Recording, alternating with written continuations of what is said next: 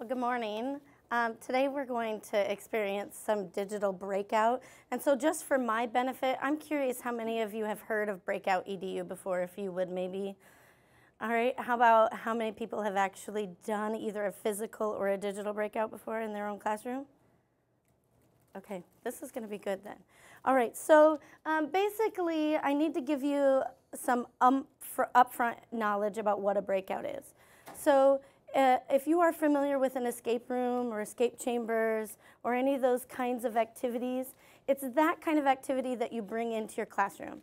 And then you can change it to tailor any kind of content that you want. Now, you can outside source, if you're going to do a physical breakout, a box that would be something like this, and it uses the padlocks and different things. Or you could purchase a Breakout EDU kit, which would use some of these activities. But when you are doing a digital one, you really have no need for any of that. So the nice thing about digital is you can make it be whatever you want, have it be any kind of lock that you want, no matter how long or whatever word you want, which is nice in the foreign language, right? Especially if you have word locks that are made for English and not foreign languages. And so I've really fallen in love with the digital breakouts. So just a little bit about me. I'm a middle school teacher. I teach 6th and 7th grade just down the road at Dallas Center Grimes Middle School. This is my 14th year teaching. Technology is kind of a passion of mine. It's something new, and last year I kind of stumbled upon Breakout. The first time I saw it, it was at a conference at IWLA, and I saw a treasure chest like this and some cards on the table that were laminated, and they said, oh, go look at it, and I just stared. I could not, for the life of me, figure out what it even was. And it wasn't until I had gone to another technology conference where the summary that was written for that technology conference, it didn't dawn on me that it was the same word, breakout, but there was something else that was in the summary that kind of caught my eye and drew me to that attention, and he taught about digital breakout. And I went gung-ho, and by Monday I had a lesson ready to go. And so the lesson that I created, you're going to actually maybe have an opportunity to look at today. Now, this presentation wasn't just created by me. It was created by somebody that I met at the IWLA conference who's across the state. Her name is Mary Lee DeWitt. She teaches at Regis Middle School, and we actually have collaborated together to make a lot of our breakouts just online. And we've presented a couple of times too, like at the one-on-one conference. So everything you see today was actually created by both of us for the most part. Here are the things that are really good about Breakout. So it's for everyone. It's adaptable to any subject area. And then it gives us some of those things we really want our students to have. We want them to have problem solving. We want them to be able to collaborate. We want them to think critically. And sometimes it even teaches them to work hard under persistence. It builds some of those inference skills. It's student-centered. And so this image really kind of tells you some of those things that Breakout draws out of our students, besides just teaching them content along the way. And it's highly engaging, so students get really involved, and they enjoy it too. It's fun. All right, these are the benefits to a digital. Why a digital and not a physical? So in a physical, we're going to hide clues around the room, and we're going to have the cost of maybe the boxes. But once you get it set up, it's always there. You never have to reset it. You never have to restart it. So when you're jumping from period to period, I don't have to re-hide clues. It's all already hidden on the website. We just need to give them the website. The other thing is, for good teamwork, you need a team that's maybe going to be a team from 5 to 6. I don't recommend any more than 6 working together as a group. Well, then you can have your groups with computers. Whereas if you have a classroom of 20, you might have to have more than one box. Unless you work, a lot of teachers will do a ticket system, and that works where when you think you have the answer, you bring your ticket up, and then you can test it, and you have a minute with the lock, and then the teacher records their things, so then everybody's sharing that box. And that works too, but with this, you don't have to necessarily worry about that. And the endless possibilities box, that just means we're going to, instead of having a physical lock, we're going to use a Google form where we put our locks in. And so really, you can create the lock to be whatever you want it to be. And that's really nice. There's not a lot of cost. You just need to be able to work with a website and create a website. You don't need an answer key. It's all really just built into the website. You don't have to necessarily even have a time limit. And what I mean by that is you can post it on the web, but I have one that's a 4-day breakout, and they're teaching themselves new content through that 4-day breakout and being engaged, and then I can just password protect it, and so they can't have access to it outside of the class time. And so I can keep it going as long as I want it to go. You don't have to worry about losing your pieces if you had a puzzle. You know, there's just lots of benefits into having a digital one. So through Breakout, some of the things that you can do is you can introduce new concepts. I told you I had one that's a 4-day one. And that one was my very first one I created. I came up with the idea because I really had 3 weeks worth of content left and only 1 week left to teach it. And so instead of having maybe 20 practice things, they had 3 or 4, but they had to really solve them, because if they solved them, they couldn't advance. And so it made it very motivational and engaging for them to self-teach. And then I just hid videos and vocab lists or things in the clues for them to be able to solve. You can use it to review. So maybe if you wanted to do an activity or a game at the end of a content, that would be good. It can be done one person on a computer. It could be done in groups. You could each have a computer. You could make more teamwork by maybe having one computer and the group having to share that one computer. So really, the things you're able to do are limitless. Can be done inside a class, and you could even assign it outside a class. Usually I put mine into a Google Classroom, a link into the Google Classroom, or I have them embedded and set up on my website, and then kids just know how to go to my website. All right, so basically, if you have never heard of a breakout, some of the things you're going to do is you are going to look around for clues. In a physical one, they're hidden in the room. In a digital one, they're hidden in a website. So maybe just at your table, talk about some ways that you can hide something in a website. So I'm going to give you a couple of minutes of talk time.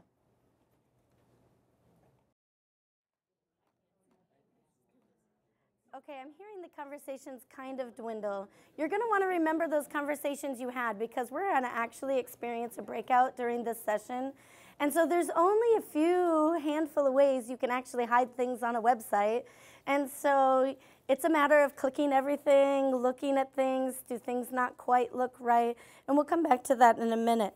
But when you do this, we're going to give you some groups. And the main thing that comes out of breakouts is collaboration, working with partners. So when you think you have an idea or you think you see something, bounce it off your partners, because there's a really good chance that that could lead to maybe solving a clue or opening up another thing that might eventually open up a padlock. Now, I told you that we have the physical. I always like to mix it, because I think there's something fun about the padlocks, and I kind of have a slight addiction to padlocks now. But this is the box you're actually going to get in. And whenever I talk to my students, I always tell them, even though it's called Breakout, and this is just a $1 toolbox, you could definitely break into it. But even though break's in the name, you're not going to be breaking anything. Because, you know, my middle school students are like, I can get in there.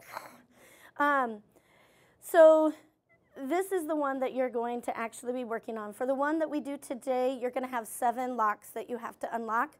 But because I transition it into digital locks, or my digital locks into physical locks, there's going to be notes on our website that we get into that tell you which locks go with what.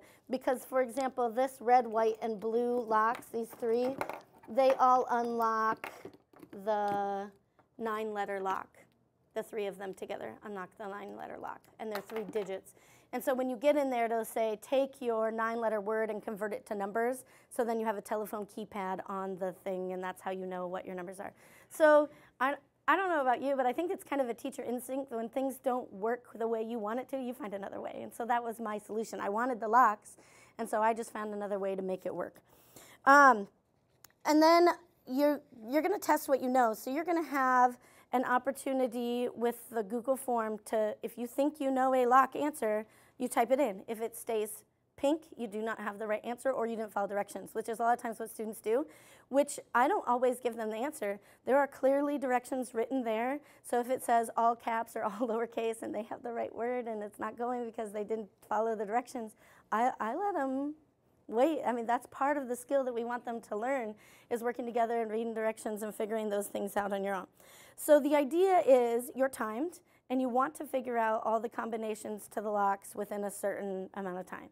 Normally it's a classroom. I told you you can control it to be whatever you want. I have a 4-day one, and then I just limit how much. Now, you can also make hint cards or have hint cards.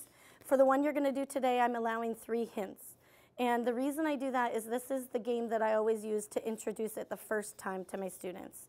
And so it's intentionally set up to be a little bit of an easier game. And what's really funny is they hoard these. They don't want to use them. And even if the clock is ticking, they're like, no, there might be something harder. We can't use it. And so my rule with the hint cards is everybody in the team just has to agree. And if everybody in the team agrees, then you can turn it in, and then I give them a hint. The hints are always different. It really just depends on where they're at. So when you run your game, most times you've created it or you're using someone else's game, because there's lots of free games available. And you just need to know it well enough so that way you can offer a hint to them when they do get stuck. And at the end, what's usually in here is a "We Broke Out" sign, and then we post for a game picture, and everybody signs the sign. And we have a brag wall, so we hang our posters up with their signatures outside the wall. All right, so this is just an immersive game where your goal is to solve each of the puzzles and use that information to unlock each lock. So if I can offer, and this is what I always go through with my students, I tell them a little bit about it. What I generally do is I have my websites broken into clusters. And after the first one, they tend to figure this out, but the first section will unlock lock number 1. Second section unlocks number 2, third section. And after that, they kind of start figuring out. And so that's the way I've designed it, just to be consistent so they're kind of used to my formatting.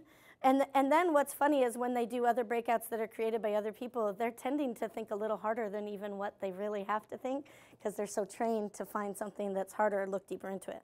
So we are going to break you up into teams. You're going to work together as one team, and I think we're just going to work as your table. So it looks like we have a team of 5, 6, 3, 5, 3, 4. So that'll be perfect size teaming, because again, we want to do anywhere from individual up to 6. Remember, if you do the individual, you're losing out on the teamwork element. So I don't personally use that a lot, but it's definitely something you can do, especially if you maybe want to assess a student, then you can do it that way. So you're going to communicate, you need to collaborate, you need to, the more you do that, the more successful that you'll be. If you do solve a puzzle, most times it either leads to another puzzle or to actually unlock your lock. And then don't skip little details. Sometimes the things that we think are the most little details are the things that really we need to be paying attention to. So you'll come together intermittently and you'll review. What I always use in my class is some kind of communication. So for the one we're going to do today, I have this. This is where you can keep your notes, and then you can just fold it in half and kind of keep it a secret so the other teams aren't seeing it. When you discuss quietly so you're not maybe giving answers to the other teams. When you're ready for a hint, I just initial or cross out these hints on the side, and that's how I choose to use this one. The one we're going to do today is on the topic of Day of the Dead, and the nice thing is if you enjoy it and want to use it, it's all online. And so you'll be able to take that to your classroom. It is solvable within one period. If you're in a time crunch, I put them in teams of 5, and I say every kid solve a section.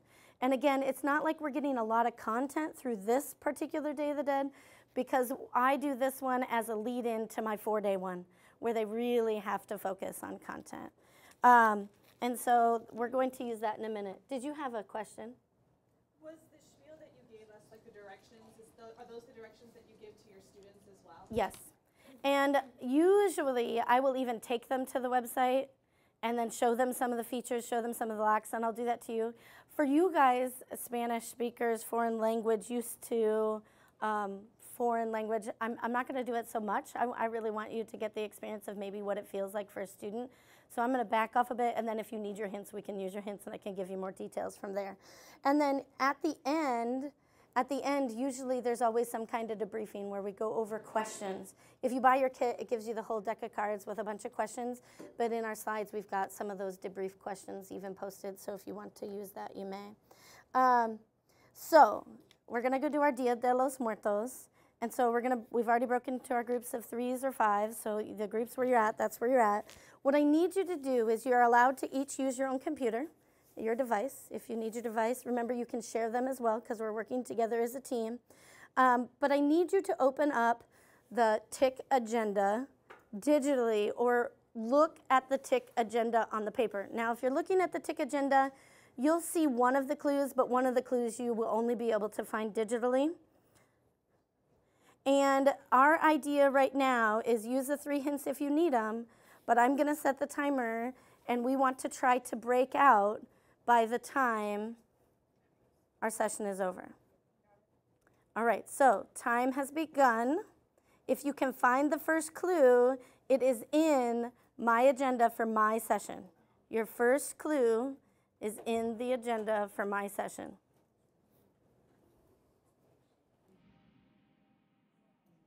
Our time is past up. And we can still talk about it at the next session. Okay.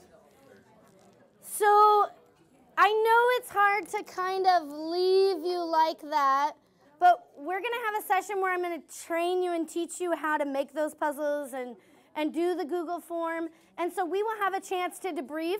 And just because I know some of you may want to use that in your classroom, I think we'll start out by going back through the website and showing you the clues and showing you how they were solved. As much as that pains me to put that out on the internet for all my students to find. But I think that we will do that. So I'm going to go ahead and shut this down because we've got a next presentation. If you want to be able to jot some of those down as we go over this. And I'll give you just a second to get into the website.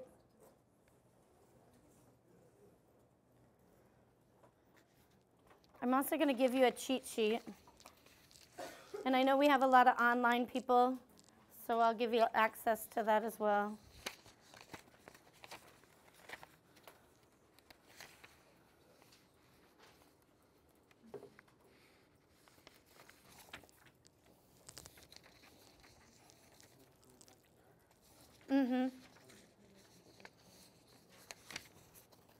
So just because not everybody was able to break out, I really want you to be able to have this and use this since Day of the Dead's coming up. And not all of you teach Spanish, I'm aware of that, but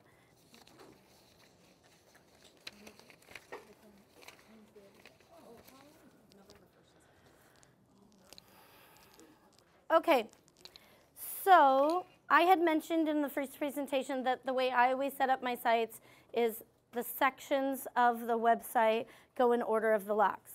And so this is meant to just mislead intentionally, because if they open up this link, it'll give them a bunch of Day of the Dead facts. They read it, but it doesn't actually open any clues. So that's kind of where I choose to teach about the holiday. This image, however, looks like a puzzle. When you click on that image, it's going to force you to make a copy, and that allows you to be able to make it so when they're writing answers, not everybody is getting the answers. So then this is simply a true, false, and they could even make guesses. So if I just wrote T here and then hit return, you don't see anything there, but down below it says Day of the Dead celebrates angelitos or small children who have died on November 1st. Try again. So then I know that it's not true. Now I have learned that that is false. And it gives you kind of a reiteration. So even if they're making guesses, then you'll be able to see that. Now, when it's the correct answer, it says you're right, what word is. So it's giving you the start of a sentence. And it's giving you that sentence little by little. And the actual link won't pop up unless you have all of the answers correct. It's programmed to have all of the answers exactly correct. And so once you get all of these in here, so that one was false, you should be able to see some, and they might not notice it the first times because they're down lower. But once you get all the correct answers in, yep.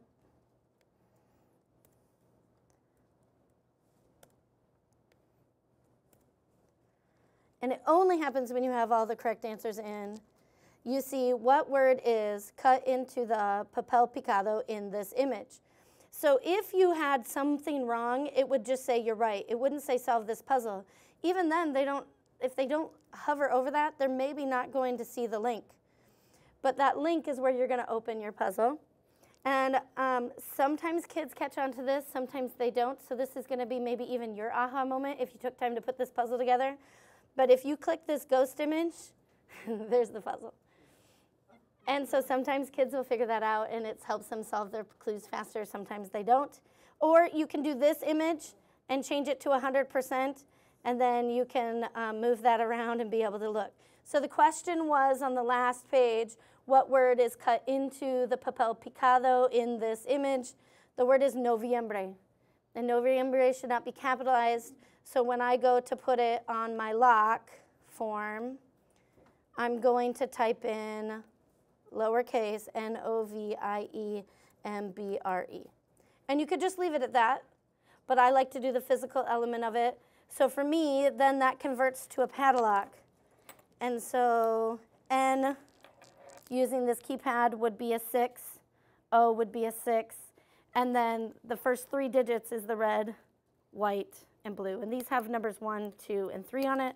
Plus there's some instructions there that said red, silver, blue, convert your lock to a. And so that would have unlocked these 3 padlocks. All right. Then you go to the next section, and it looks like just a bunch of white.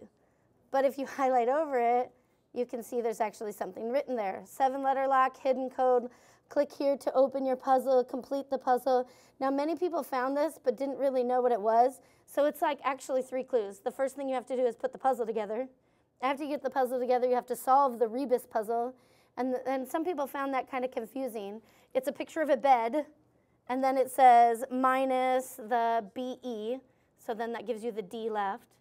And then it's a desk, and you subtract the SK off of the word desk. So you have day. Then you have a log, and it says instead of a G equals an S, so that's where you get los. And then it had a whole bunch of pictures that says it equals a line. So if you were to write it out, it would say Dia de los, and then blank, blank, blank, and have 7 blanks. So then that's leading to your next clue. You have to figure out Dia de los what? So your answer is muertos, M-U-E-R-T-O-S, and you bring that back in, and that's going to open our 7-letter lock, but we capitalize when needed. So that means that you are going to do capital M-U-E-R-T-O-S.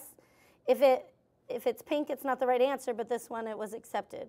So then that converts to the 5-letter, the red 5-letter lock, which is this, and it gives you an envelope. So you would have gotten this envelope, and all that's in there is a UV pen. So this is where the physical element comes in, because I always like to do a little bit of physical with the digital. But again, that's not necessary. I just think it kind of engages my kids a little more. So on the back, there's this sticker, but when you shine the UV pen on it, so they have to try to find that. That's hidden there.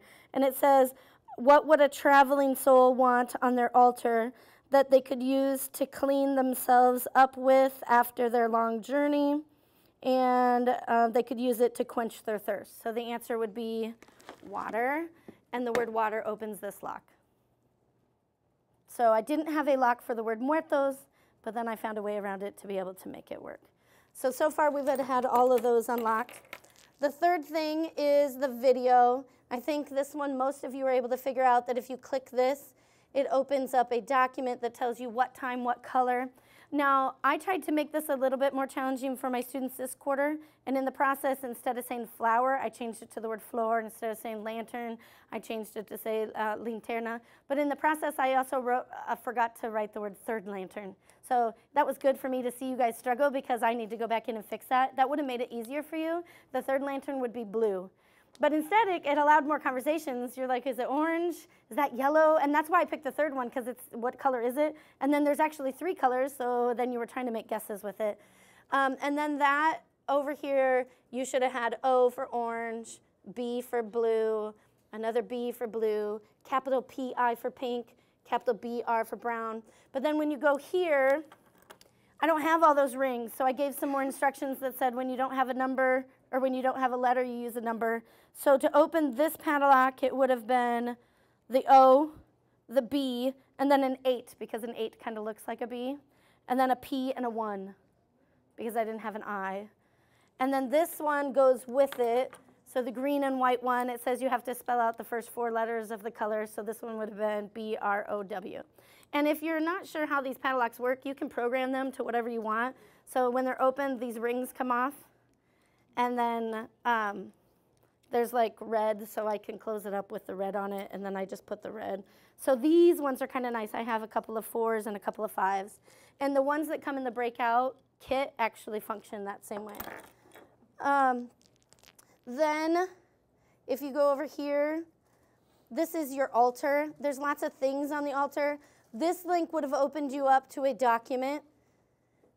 And I always force copies so that way they're not writing answers that everybody can see the answers to. It gives them their own copy. And a kid would have had to go through and watch every one of those think links. They would have had to go in and see the video or read the document to be able to answer these. So by far, this is the hardest challenge. And so there's some fill-in-the-blank things here that give them some suggestions and then a description. So this is going to be a Spanish word. It's a beautiful and artistic, intricate design cut into paper. It's thought to have come from China. So the answer for that would be papel picado. So when you're here, here is the think link where they found that answer. And so they're starting at that blue dot right where the papel picado is at. The next answer is mole. Well, the word for mole is right here. Comida típica, it teaches about mole. So you really went down. And then from here, the next answer, I think, was bread or pan de muerto. So you would go left. And that's what answers your clue. Now, on a breakout kit, they're going to have actual arrows, like up, down, left, right, that are on rings like this.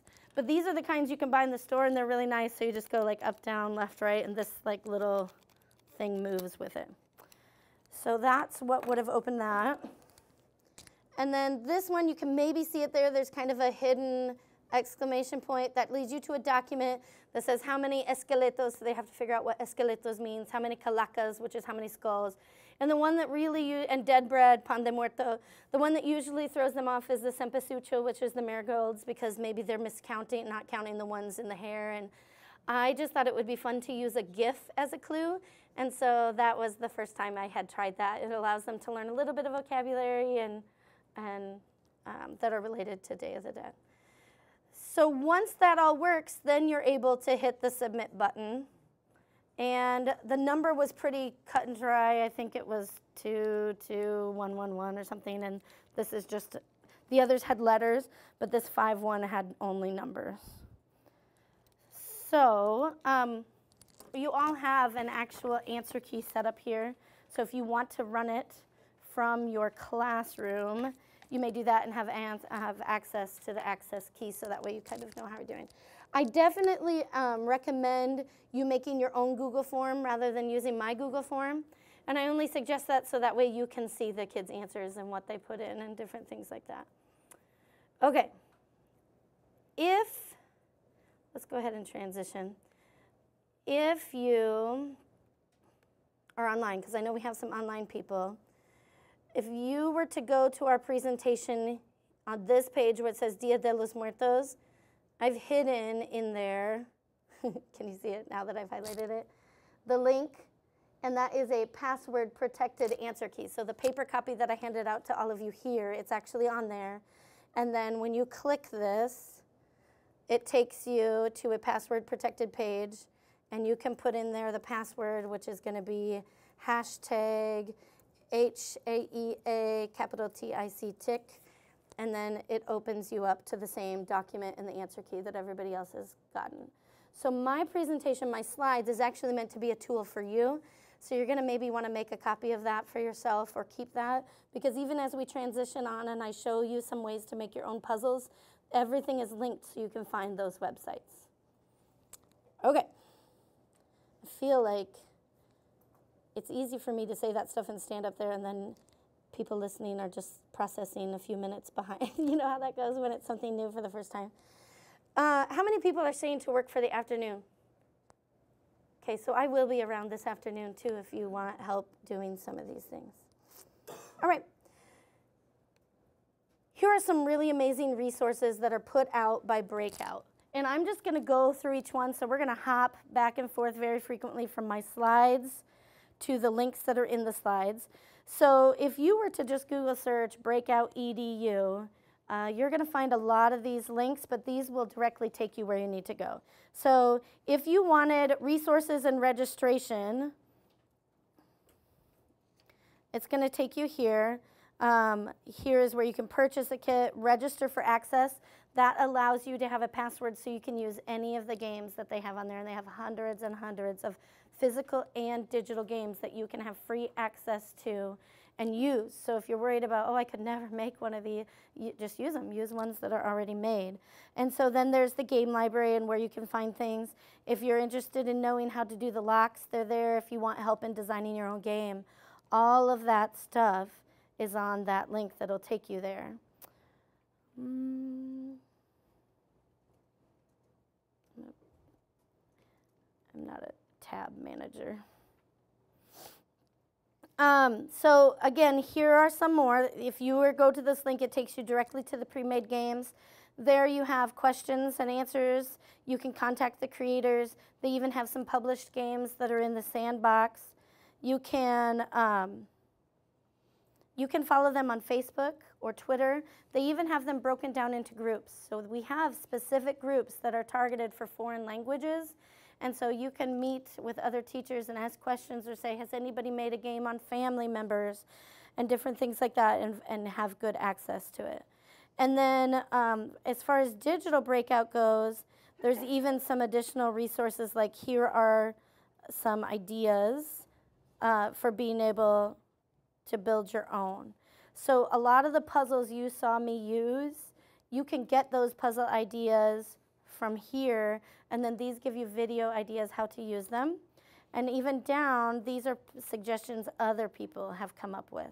And I will walk you through some of my favorite, but this is a really good resource when you're making your own, because it takes you step by step through every single one and how to do it. So maybe you're doing a trip one and you want to make a fake airplane code. And so then the seat and the time the flight leaves or the flight number answer clues. You can make your own fake airplane ticket. So this is a really good tab here. All right, I'm going to go on to the next slide. So I'm not super great at this, but when you are creating your own game, the best advice I could give you is try to stay organized. So I just create everything within Google, and I create my own Google folders, and then I try to remember to drop everything in the Google folder. But if not, like my Day of the Dead things, that all of them start out with DDM. And then it's my DDM lock form, or it's my DDM 9-letter lock, or my 7-letter lock. And so then if I'm searching for something, if I forgot to put it in the folder, I just type DDM and all my DDM stuff out. So that might be a good thing. When you didn't see it on this one, I didn't model it very well, but usually you have some kind of storyline. And this one, because it's my introductory one, I don't have a storyline, but usually you have some reason why you're trying to get into that box. Like we did one for our Clover Kids group, which are the younger 4-H kids, and they had to get in the box because a pirate had stolen their gavel, and they were going to be stuck on the island forever and couldn't end their meeting if they didn't get the gavel out. And so there's always usually some kind of story. The better your story, the more engaged the kids are going to be in it because they buy into it. We did one for our planner and the 7th graders where our principal was a zombie, and like you had to get him unlocked to be able to get him the vaccination he needed, but you had to be safe and do it in a certain amount of time because he wasn't going to be able to deliver his Friday morning message. And so then the kids went through the handbook, learning some of our rules in our handbook to be able to do things. So really, you can cater it to any kind of topic that you want. Try to keep a poker face. It says here to use a parking lot. This is what I use as a parking lot, because when kids touch your locks, sometimes it's easy for them to reset them.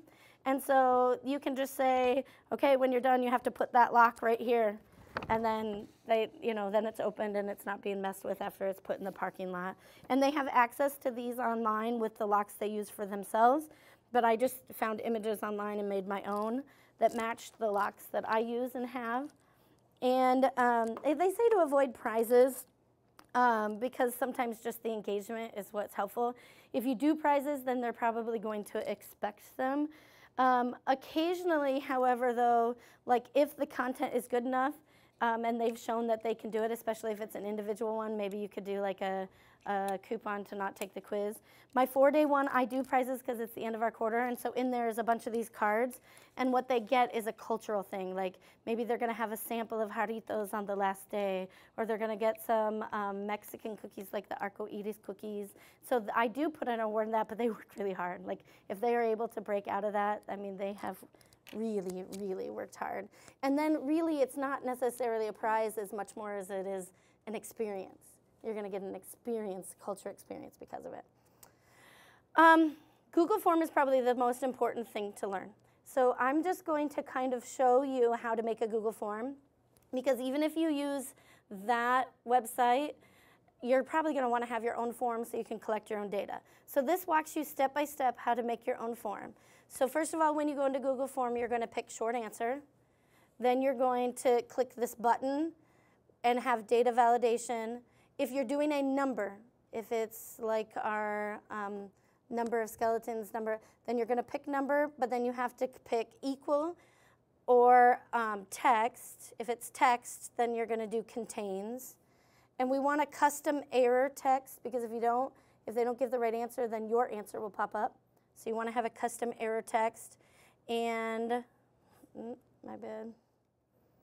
And you want to mark that it's required because if not, they'll be able to hit submit, and you want it to be required. So if we click this Google form, this is a video that will walk you through step by step how to do it. So you'll hear me, but if you need it, that link is there. And here is a sample Google form that's already done. So you would title it whatever lock you want. And for example, I did a Cinco De Mayo one, and they had to report back to President Lincoln. So it was like, send your things in a telegram to President Lincoln.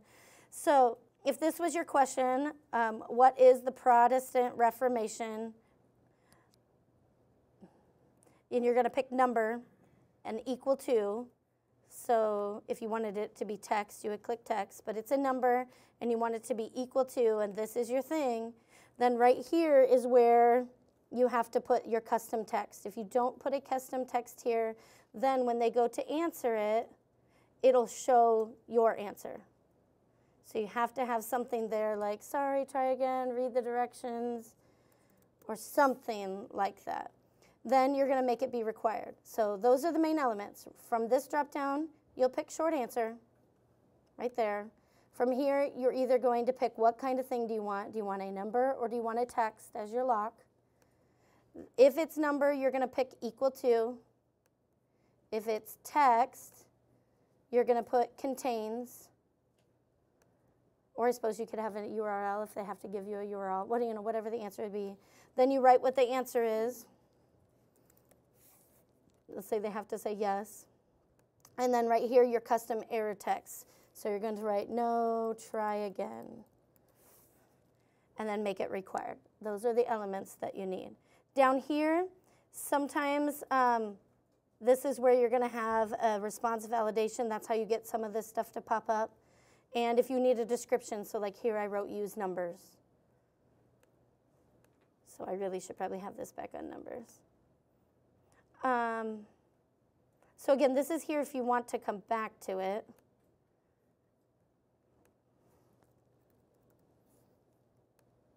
But again, the custom error text, you really need to have that. If not, your answer will show to them when they give the wrong answer. All right. So that's a quick look at how to make your own Google form. If you're using Google Sites, I like the old version of Google Sites. And you still have access to that. It's just a little harder to find. But the older version of Google Sites allows you to hide more things. So you can do some formatting. You can do some embedding. And then these two links tell you videos how to do that. Anytime you're adding some kind of Google item, you maybe notice that it says make a copy. I think that's really important. So the way that you do that is you go to the very end of the link, and it'll say some kind of numbers at the end. You take away that edit word at the end and make it say copy instead, and then copy that link, and that's the link you're going to use. And then whenever they open it up, you'll always open a copy. And then you'll just have to train your students that when it says make a copy, you will want to make a copy. If you're using Google Slides, you won't want to use the word copy, you'll want to use the word present. Present, and then it'll open up in presentation modes and they can't see the notes and the other things like that. All right, so you guys already talked individually at your table some ways to hide things in a site. So right here, there is something, the same color text as the color background. So if I don't think it'll let me highlight it in view mode. But if I'm to go in here, you can click on it and find it, but if it's highlighted, you can do it. So you can use the same color text on a background. You can use colored and bold italics, which reminds me, that first one, you may have seen both of these on the agenda. And I don't know if you found both of them, but both of them were there. So you may have seen the gray letters that spelled out the website, but there was also white text on white. And that you may have not seen. So I wonder if my agenda is still open. So many. Yeah, right here. So I put it here in dark now for you, but if you look right there, do you see it was there? And it's been there the whole time. Are you able to see it when it's highlighted? Yeah. And you can see it now because they filled in the color of the box. But when it was white on white, you could see it. So those are two examples of the ways you can hide stuff in a website. You can spell things out through words using different colored things. You can hide links on images or even in a paragraph. Usually it'll pop up blue and underline, but you can take away the blue, take away the underline, and make it just be black. And then they have to click on every word to find the hidden, or hover your mouse over it.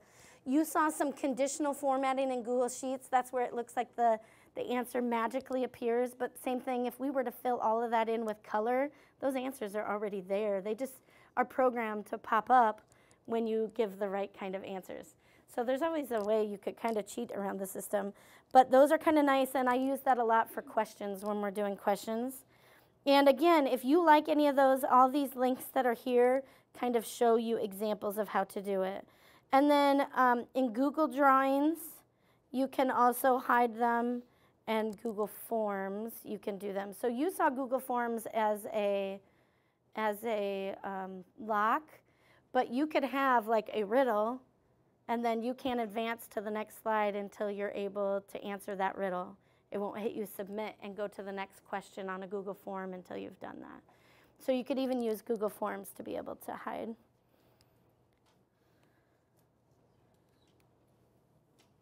I know I'm probably really overwhelming you or boring you, one of the two. Either way, if you want the presentation or the games. The game. Like this must have been like a days. Well, my first game was 4 days long, remember? So that one, but I had a lot of the things already created. I just needed to make them be digital. And I'm kind of a geek about stuff like that. So, you know, I learned about it and I just started making puzzle after puzzle and tweaking things and changing things as I went.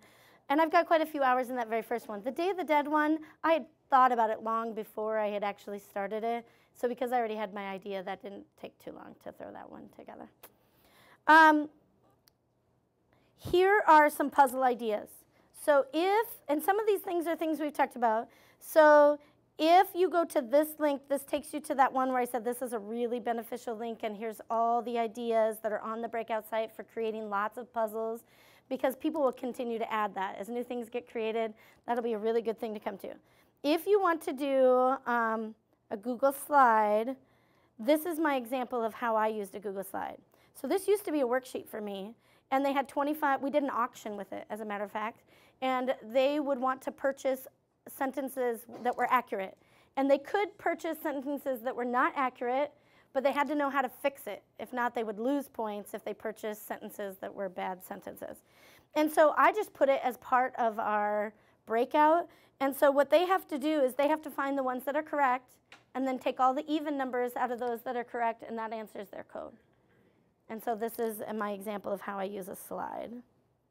And there were multiple slides in it leading up with directions. So they had the English sentences on one slide, and then they had to kind of jump back and forth between the English and Spanish so they'd know. Because maybe it was a good sentence, it just wasn't an exact translation of what they were supposed to be saying. All right, here's one of Google Sheets. Well, you guys did the Google Sheet one with the Day of the Dead, where you had to answer true, false. So that's another example. So this tells you, this link kind of teaches you how to do the conditional formatting. So first of all, if you want conditional formatting, it's under the Insert tab. True or false? Do you see it there? No. It's under the Right, so this one, our answer is going to be false. And answer 1, you are correct. But if we would have written true, answer 1, try again. The conditional formatting app is under the Format tab. So I created this one intentionally for you to be able to use to help you know that conditional formatting, because I know sometimes it's tricky, especially if you have only done something once or twice, and then, I mean, you just need those step-by-step directions. So then you can remove grid lines by going to the Insert tab and clicking or unclicking grid lines. So notice this one doesn't have the normal grids like a traditional sheet. So you could answer true or false.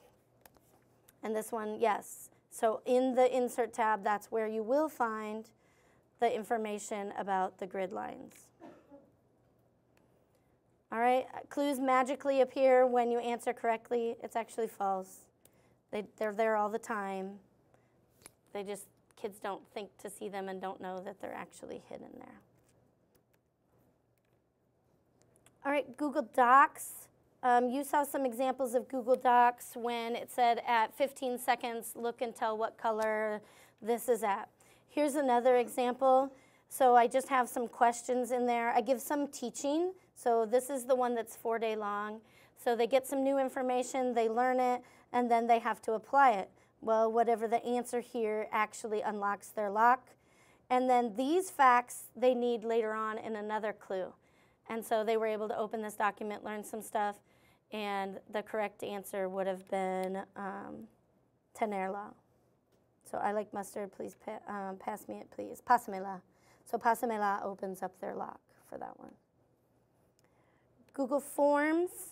I showed you a little bit how to do the lock with the forms, and we talked about the forms. So let's see if you can unlock the code. So what would this answer be? Let's see. I want to do it in the preview mode.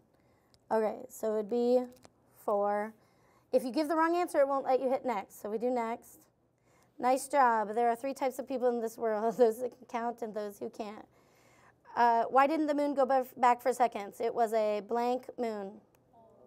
Full. So if I do it like this, do you see that the message? But if I didn't have that plugged in there, it would pop up with the correct answer, which is actually to have it capitalized, full. So we hit next. Oh, yeah, did you read the directions? No. All right, you're one smart cookie. Let's see if you can unlock the code. So then next. Last question, you're almost there. Complete the quote. Use all capitals. Slow and steady wins the race. Next. So this is how I use forms within it. So maybe a hidden link, or maybe it's actually on there, but they have to answer the questions, go through it. The tips and tricks we're sharing with you will save you time. Going digital will save you money. Enter your 4-digit code here. So the answer that unlocks our lock is, right, 1141. So that was a number lock where I had to make it be equal to the number lock. And then next, you did it. You cracked the code. So then there is, and then that would unlock a 4-digit lock, 1141. And then they could hit submit. You could also use Google Drawings. This is a video that tells you how. My favorite one is, we had done voices of the past. So in the Cinco De Mayo one, I had a shadow. I found an icon with shadowy images of people. And then I put text over the top of it that said voices of the past. And then you can put, like, outline each person. And when you click on that, I put a Vocaroo message. So it was like they were interviewing the people.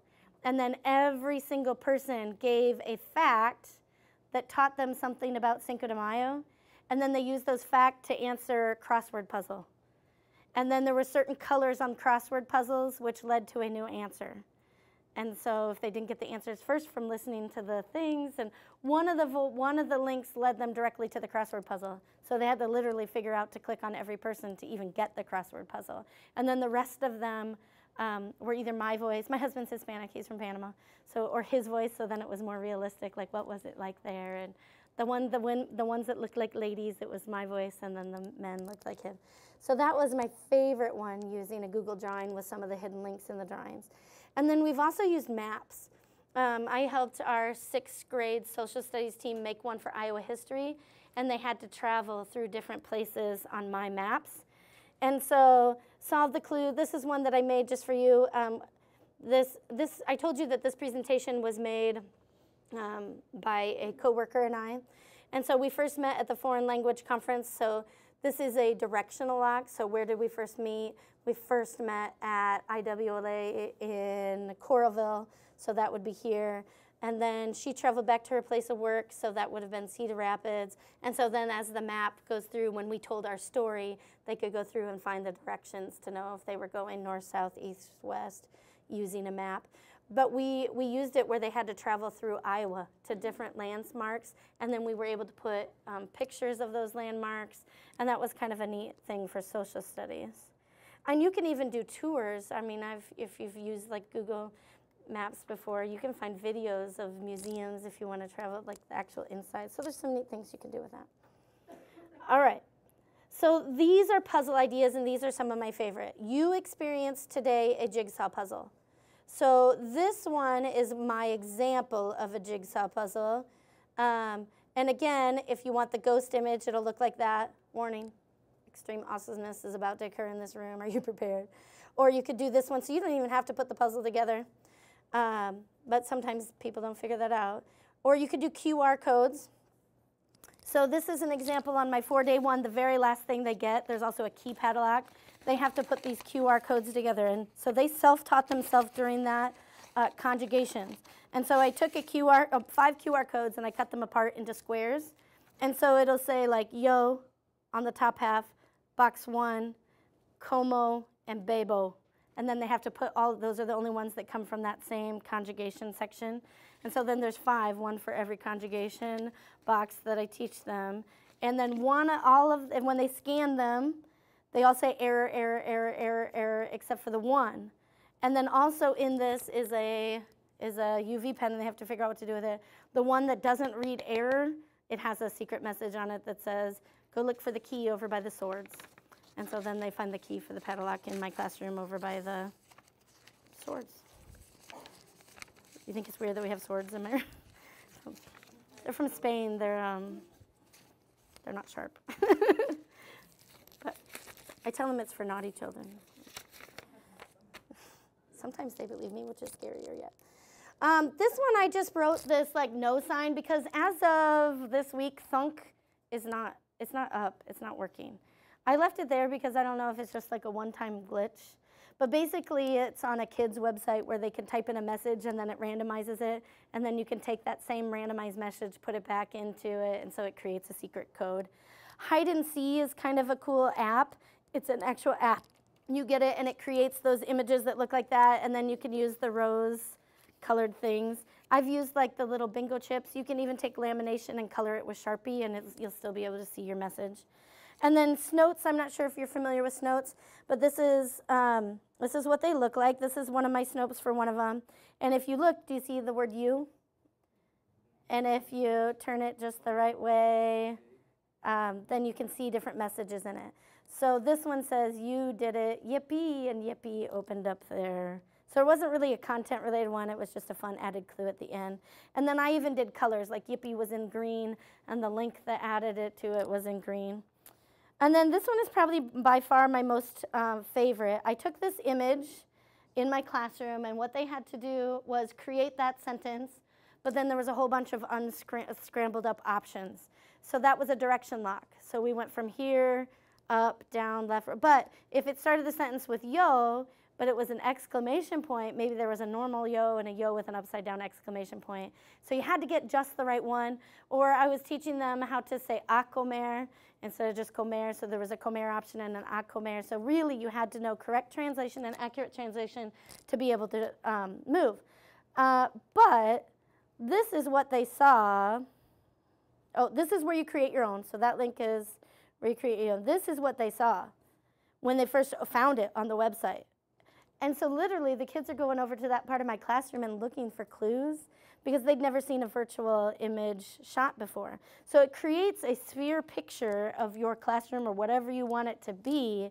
And then you're maybe used to this icon, so you could click that And now you can literally move around my classroom and then find it there. Because by that day, this was erased. This was no longer on my board anymore. So that's kind of neat. And I don't know, you can find other ways too to like have stuff actually programmed into your viewers. That's probably my favorite one so far. Here are other examples, and if you click on these, it takes you to specific things. So you saw today the rebus picture. Ransom notes, you can make your own ransom notes. And I took my ransom note, and do you see how there's stuff that's highlighted? I just kept hitting it until I got one that didn't have stuff underlined. And then I physically took a screenshot of it and underlined the things I wanted to be underlined.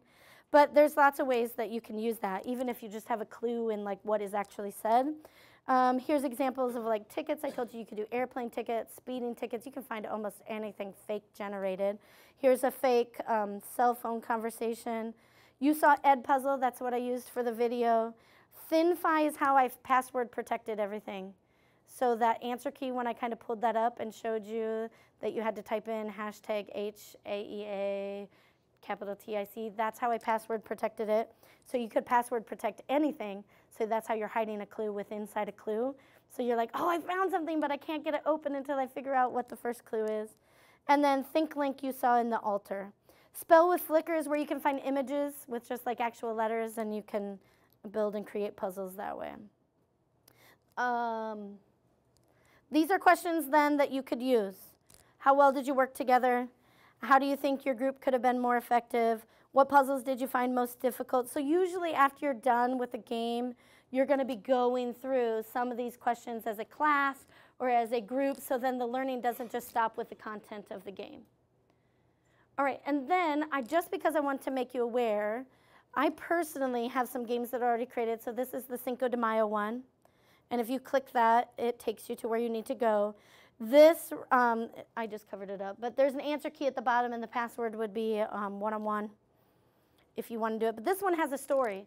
So what the kids hear is, the year is 1862, and President Lincoln's trying to keep the United States united as one nation.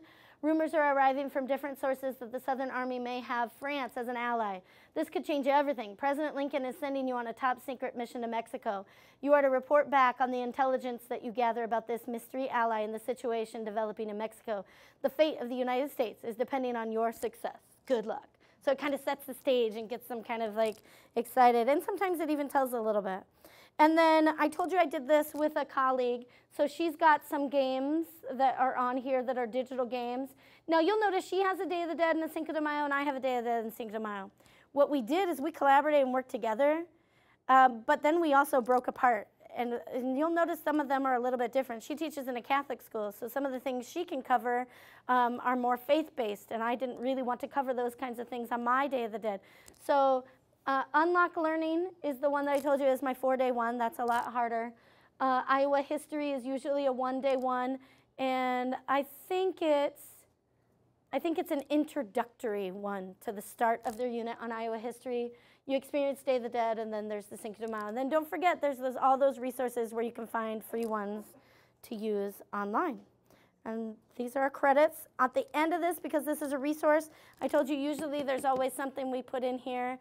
So there's some copies of the Breakout posters that you could put in there. I made mine tailored a little bit. So I just wrote, "We escaped," and mine had a picture of the skeleton. This is what I have them sign and we take our picture with. These ones you wouldn't want to put in the box. So you take your picture like, oh, so close. We almost broke out.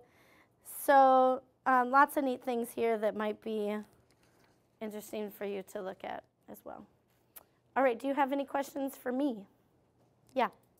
On the ones where you have them already made, how do we use, or are we able to use them with our students? You are able to. You won't have access to the Google form. So they could show you their screen that says they submit, and you know that if they were able to submit it, they had to have all the correct answers. So on the one on the Breakout EDU, like the ones that they already have created, is there a way? When we're talking about digital ones, they have a way for you to reach out to the creator if you need help or assistance. But usually you have to solve those first yourself. So that way you kind of know what you're doing, and then you help your students along the way. But same thing, if it's digital, there's going to be a lock form embedded into the website. So there's always a place for you to submit your lock codes. And once you know your lock codes, you could bring in the physical element of it and do the locks. But that's not a requirement. It's just something I like to do. Good question. I know it's a lot to process, too. So let's see, 11:20. What time are we? Are we there? Okay. All right. Thank you.